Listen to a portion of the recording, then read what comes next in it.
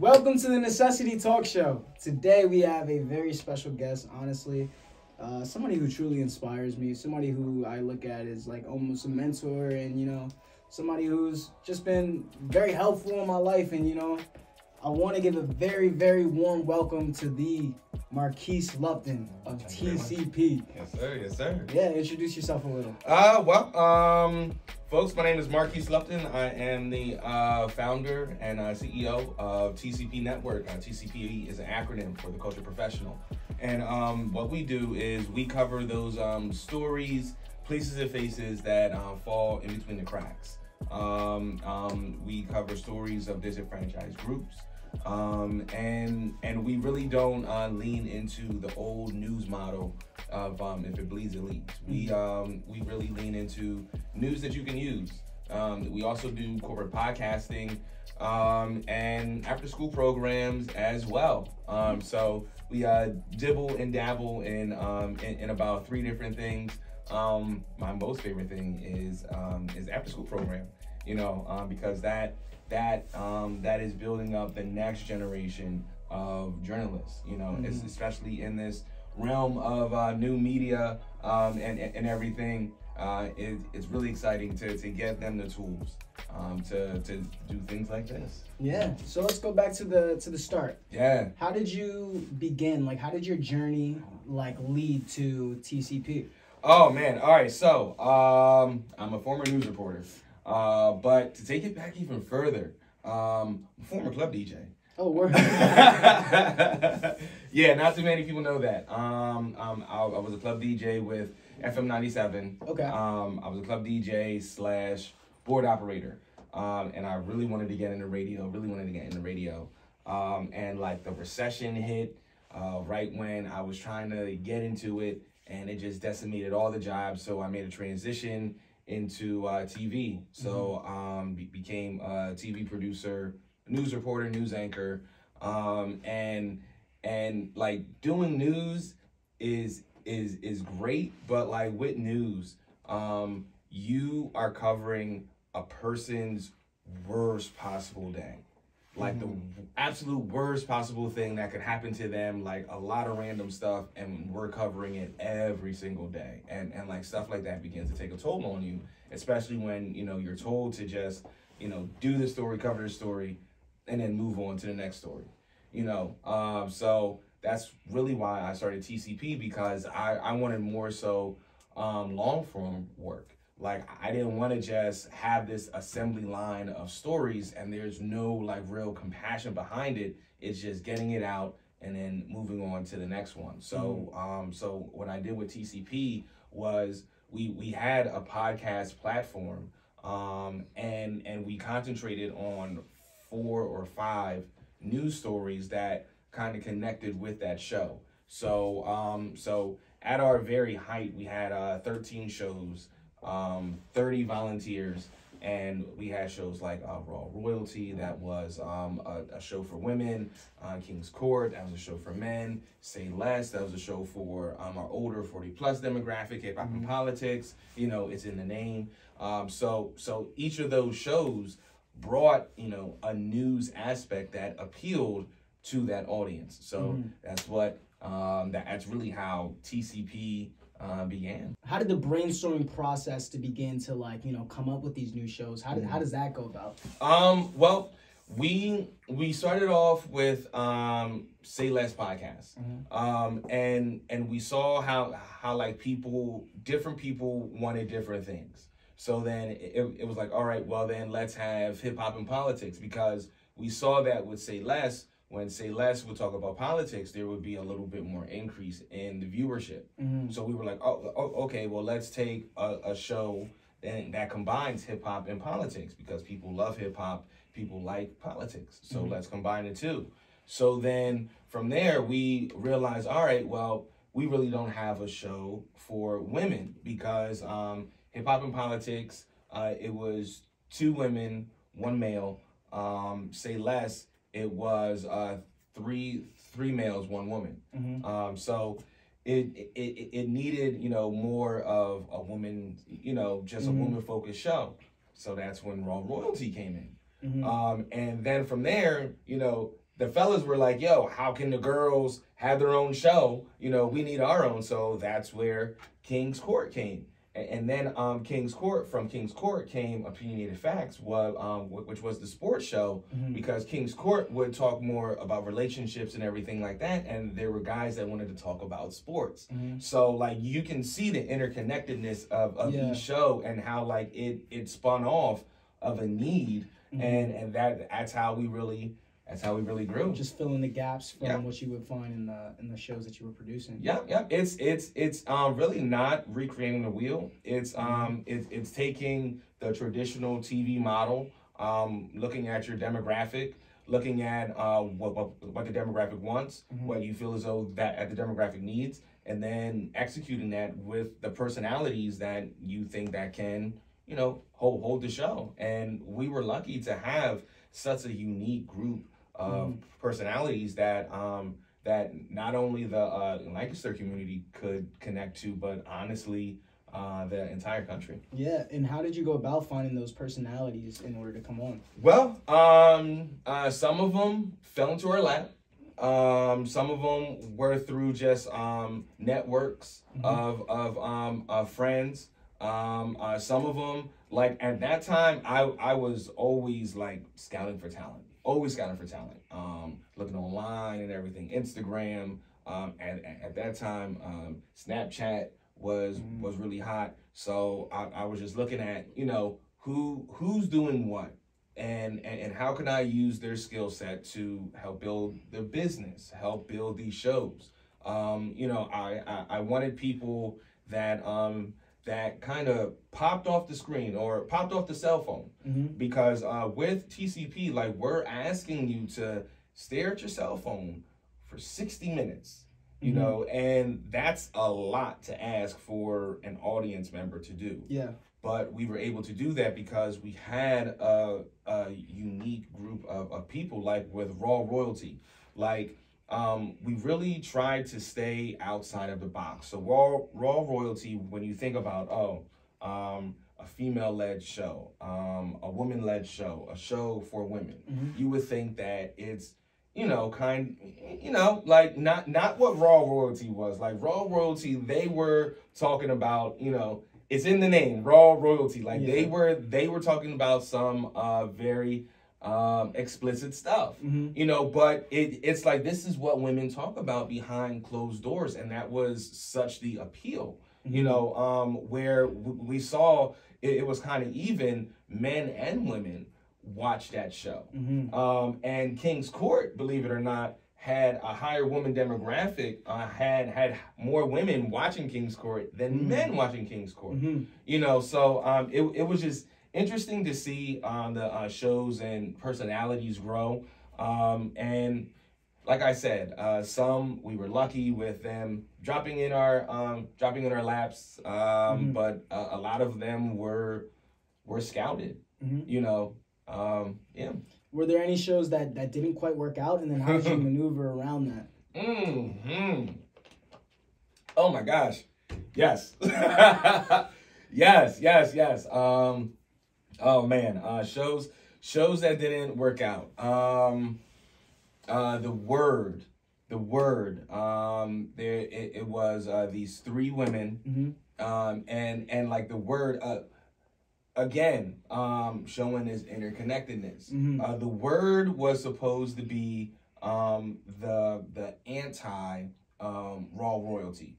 So like, you know, Raw Royalty was raw, rough, and rugged, and then the word was supposed to be more, you know, kind of dainty, and you know, oh, we're talking about women empowerment. We're not talking about sex. You know, we're talking about how you can climb the corporate ladder. You know, not how you can climb his leg. You know, like stuff like that. So that didn't work out. What else? We had Crowned Up Conversations. That was supposed to be a show about, like, you know, crystals and energy and positive vibes and everything. That show never got off the ground. We had a show called On Site, and that was, you know, interviews with entrepreneurs on site.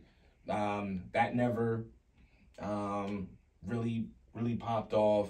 And how fast can you tell like this isn't working, and then how fast are you to pull the plug on something like that and maneuver to something different? Real fast, real fast. Like you know, I don't need to stub my toe twice to know that it hurts. Yeah. You know, and you can tell. There was this show called Angles, and the premise of the show was great, but on camera, like the hostess, they just didn't mix. You know, two of them wanted to be the head person, and the person that actually was the head person like wanted it to be just them. So like it just didn't mix, and it never really went to a live production. We did our pilots, and I mean it just didn't work out. So like we know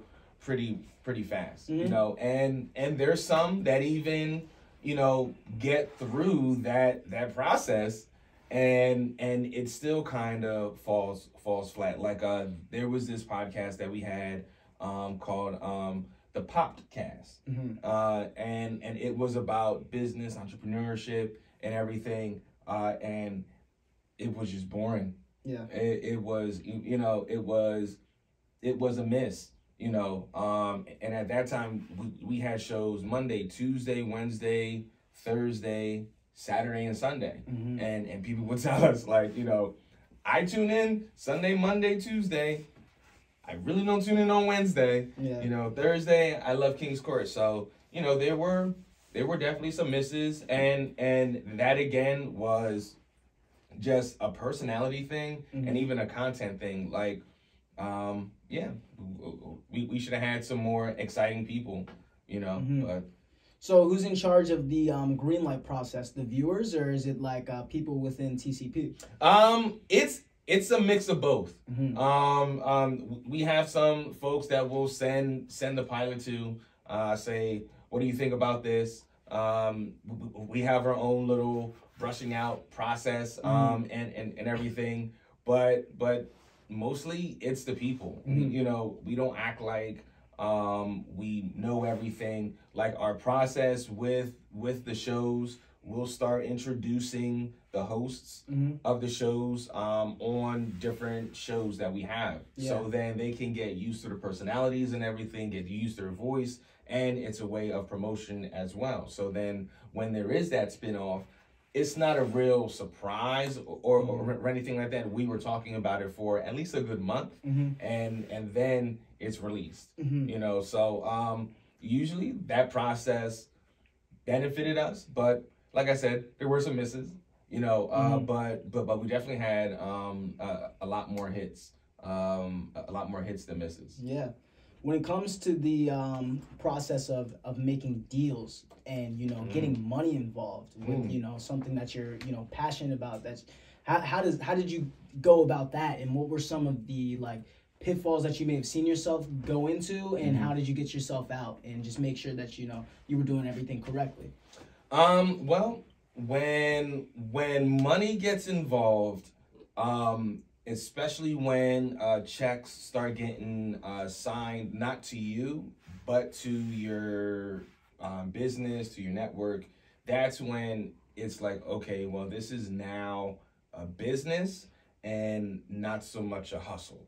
You know, with a hustle mentality, you can get away with certain things. You know, you can have a last minute urgent mentality when you hustle. Sometimes with business, but with business, it's like, oh, okay, I need to strategize who I'm going to contact, why I'm going to contact them, versus like this hustle mentality. I'm just going to contact everybody, and I'm going to cast my net, and, you know, whatever comes. Versus now, when you start talking about contracts and everything, especially with us being a media company, we want to make sure that it also benefits us as well. So it's more so directed contact, and sometimes we have to be patient. Sometimes we have to work our way up the corporate ladder. You know, we have to work our way up that hierarchy. one of our biggest deals, that took 6 months, and that started with a marketing rep. And through those 6 months, we worked all the way up to the executive director. And this is a governmental program, so it's relational. We have a proven product, so it wasn't too hard to sell the product. We just had to make sure that the business relationship made sense. Yeah. But yeah, I love wheeling and dealing. Like it's exhilarating. But just like with the shows, there definitely are some misses. You're going to hear a lot more no's than yeses. And that's why with the yeses, you want to make sure that it's worth it. We have a lot of repeat business, like with the Red Rose Thunder. We're on our 3rd season with them. We do good business. That we had 3 consecutive seasons with them that has birthed other business deals from that deal. Yeah.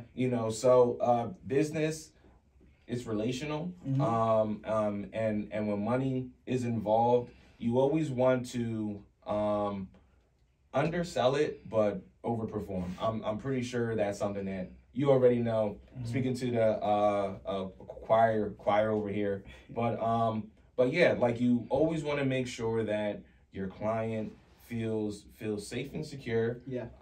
And want them to make sure that they feel like they spent good value. So yeah. And in the beginning, did you foresee TCP getting as big as it did? No. I had a hope. I had a hope. But it was really the power of the people. Yeah. There's this old saying, I don't know who made it up, but you can go fast alone, but you can go further together. Yeah. And that was really the crux of the rise of TCP, was that we were doing it together. Again, 30 volunteers. So like there was a lot of people power, and also like it was lightning in a bottle. The concept was so new. When we talk about Lancaster, when we talk about Central Pennsylvania, like the concept was so new. This is like 7 years ago now, and I was coming from Philly, doing freelancing and reporting there, and I took a lot what I've learned in Philly and Jersey and brought it to Lancaster and Central Pennsylvania, which really wasn't like it was bubbling a little bit, but it really it's definitely not what it is now. So there was also that kind of right place, right time where people were distrusting Lancaster newspaper more. That relationship with the community honestly has improved since then, which is great. So it was just, we just came in at the right place, right time. Especially with the protests. The protests, that's what really like skyrocketed us, because it showed the importance. Because we went to places that the newspapers wouldn't, that the TV stations wouldn't.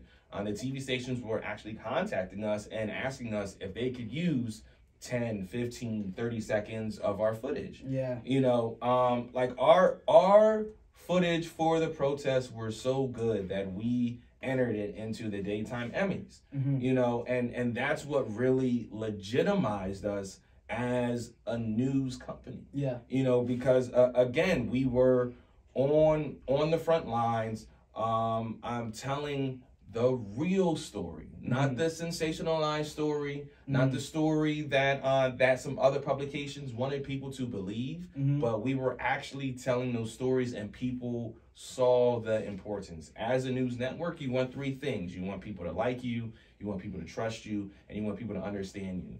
And we showed that during that time.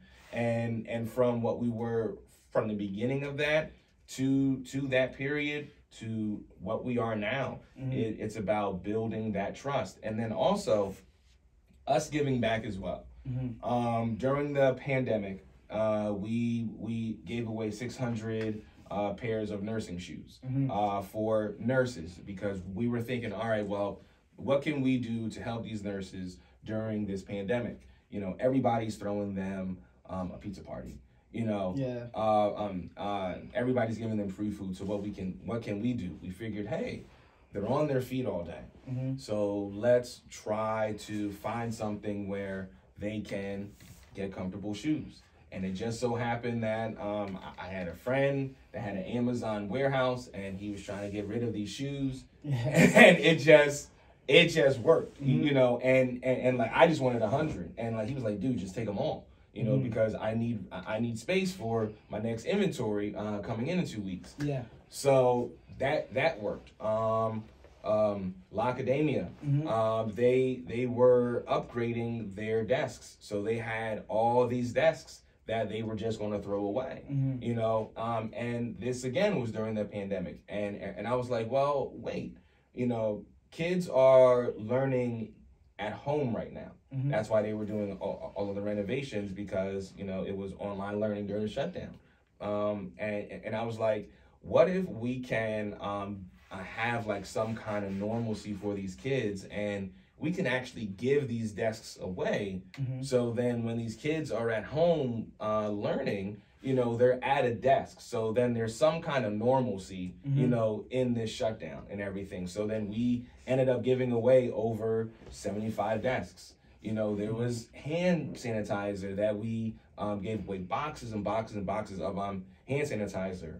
We had our Spread Love outreach events where we gave away water filters. We made peanut butter and jelly sandwiches for the homeless and everything. So like it's kind of double tiered with we have this news service, because that's what we look at it as, a service. We have this news service, and then we have this community service as well, and that helps build that trust, and that also looks good to the sponsors, because when you have this level kind of event and you slap their name on it, you know, you tax them. Yeah. So like being out like on the scene, like with the news, where like what kind of like position did that push you in? Like, did you ever feel like this is like, not necessarily like I'm in danger, but like, you know, there's something that really needs to be done here, and like, how did you go about that? No, I'm stupid. I don't I don't ever think I'm in danger. I mean, in like, in the elements of the news, like, I never felt like I was in danger, because like, I feel, you know, at least in America, I know it's something different overseas, but I always felt like nobody's going to kill a journalist, you know. And then the way that we report the news, you know, we're your news, you know. So if we're in a situation like the protests or something like that, in a situation where it was the marches, or anything, like, we have built that social equity, that social trust. Same thing I did as a news reporter, you know, and that was really one of the reasons why I got out of news reporting. I always tried to report, you know, what they call the fluff stories, you know, but more so it was human interest stories. Like, I wasn't interested in if it bleeds, it leads, you know. So, and the communities that I reported in recognized that. So if I was at a scene, you know, I didn't feel that fear. Maybe I should have, because now that I think about it, they probably didn't watch the news. but like, I didn't feel that fear. But also too, though, when you're talking about shootouts, like, a news reporter really isn't the first one on the scene. You know, we're really the first ones on the scene for like car crashes, you know, fires, stuff like that. I've been on the scene for stuff like that first, you know, but when we're talking about like, you know, active shooters or anything, like we're really after the police presence get there. Yeah. So is there ever like a sense of like I need to help? Or no, is it... no, it's not my job. Yeah. It is not my job. Like I mean, and that may seem like a callous way to look at it, because I mean, especially for the fires, like sometimes you hear people screaming on the inside and everything, but like, what are you really going to do? Like you rolled up and you're looking at your cameraman, or if you're a one-man band, you roll up, you know, and you wait for the professionals. Yeah. You know, you get your camera out, you know, and you do your job and wait for the people to come and do their job. Now, yeah, it's not like you're like there for like 10 minutes and you know you're just watching, you know. It's not like that. Like you get there like 2-3 minutes before them, yeah, and then you see them rolling in and everything like that. It's not just, you know, you're just like, man. So let's talk about your backstory in professional, not professional, that's the wrong word, but like more traditional like news. So what was that experience like? It was interesting. I loved it. It was exciting. Every day was different.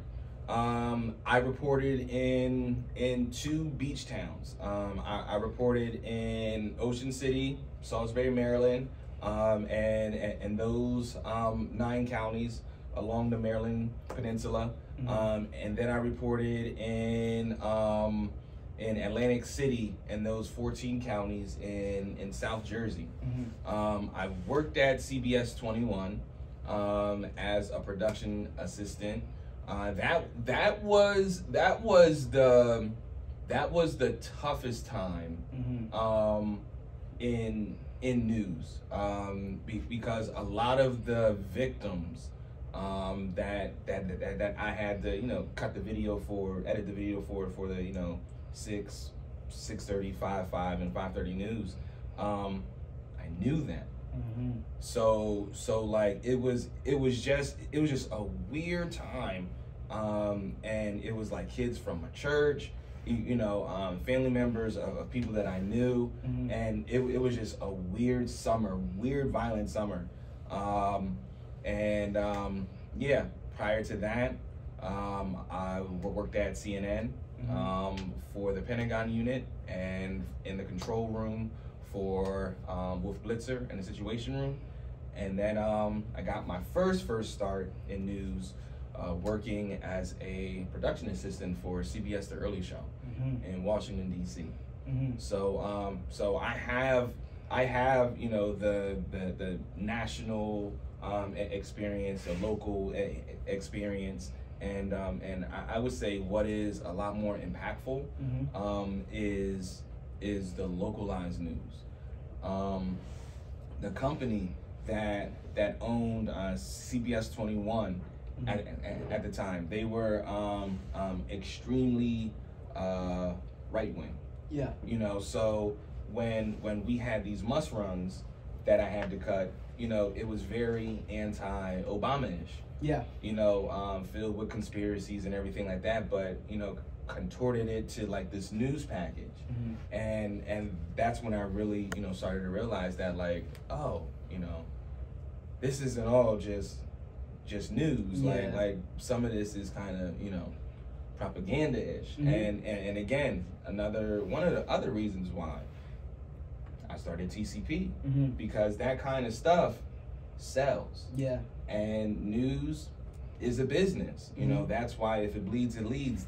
That's why the first 5-10 minutes of the newscast is just all death and calamity, because that's what people are going to watch. And then comes the weather, and then they turn it off and go on with their day. Yeah. And that's pretty much like it's statistically known, you know. The news viewership drops off 66% after the first weather report. You know, so you're losing more than half your audience after 15 minutes into the show. If that was any TV show, that TV show would cancel. Yeah. You know, so that's why there's these money grabs and everything. You see these sexy headlines. You know, they parade around these mugshots of men that look like me and you, because they know that those will get the clicks, those will get the shares, and then they can take that to the advertisers and say, you know, look at this, look at this. We had over 3 million shares, knowing that they're just, you know. And how do you make sure that with TCP that you're staying completely aligned with the truth and keeping your bias away from you know, the news, whatever it may be? I would lie and say that TCP hasn't showed any bias. I would be a liar to say that, because we definitely show a left-leaning bias. We have had people that have had different political ideology on our show, but we haven't had like an actual show where it's just straight, you know, right-wing ideology. You know, and I don't plan on doing that, because as long as there's the Fox News of the world and the Rush Limbaughs of the world, you know, like those types, then I'm going to do what I'm going to do to give the proper message. You know, there's no other agenda behind what we do besides the truth. You know, and that's what I'm going to give them. It's going to be a entertaining truth, you know, because what we do is infotainment, you know, but yeah, there's definitely a left-leaning bias. You know, I'm not going to sit here and lie to you. No, and I appreciate that. How do you make sure that, you know, what you have stays fresh, and that you're not, you know, just going through the motions, rather than, you know, keeping yourself and, you know, the people involved, like, not necessarily on their toes, but, you know, coming up with fresh ideas, coming up with, like, you know, fresh new concepts? I look at my competition. No matter how big, no matter how small, I look at my competition. I look at people fresh on the scene, because people fresh on the scene have great ideas. You know, I look at pioneers. You know, I always challenge myself to be better. Always challenge myself to do better. You know, one thing that will destroy you in TV is being stagnant. You know, that's why you see now, you know, they'll cancel a show after 1 season. You know, they'll cancel a show after 2 seasons. You know, so it's always, because that's how we are as consumers. We want new, we want fresh. Like, gone are the days where you're going to get like the Seinfeld's 20 seasons, you know, Fresh Prince of Bel-Air 13 seasons or what have you.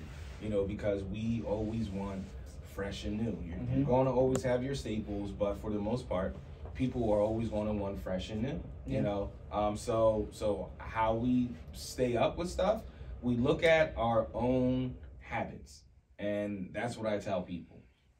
Look at your own habit. You know, you are your own demographic. Myself, I'm a 35 plus black male, left-leaning, with a family of 2. All right, let me look at my scrolling habits, you know, and that's how I apply certain stuff to hip hop and politics, because I know that that's part of the demographics with hip hop and politics. You know, when it comes to the hip hop that this group is going to listen to, they're going to listen to more of an older genre of hip hop, but we're going to introduce some recent music as well. So it's just about giving the people what they want, giving the people what they need, and staying abreast on the competition. Yeah.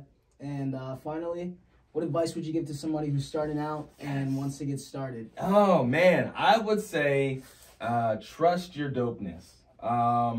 That little voice inside you that says that you can, that idea that you're timid to try. Trust your dopeness. When young animals are born, You know, they begin to do what they do at a very, very young age. Like a young whale doesn't really need to learn how to swim. Yeah. You know, it trusts itself. You know, and it's you know, breaking it down a lot more.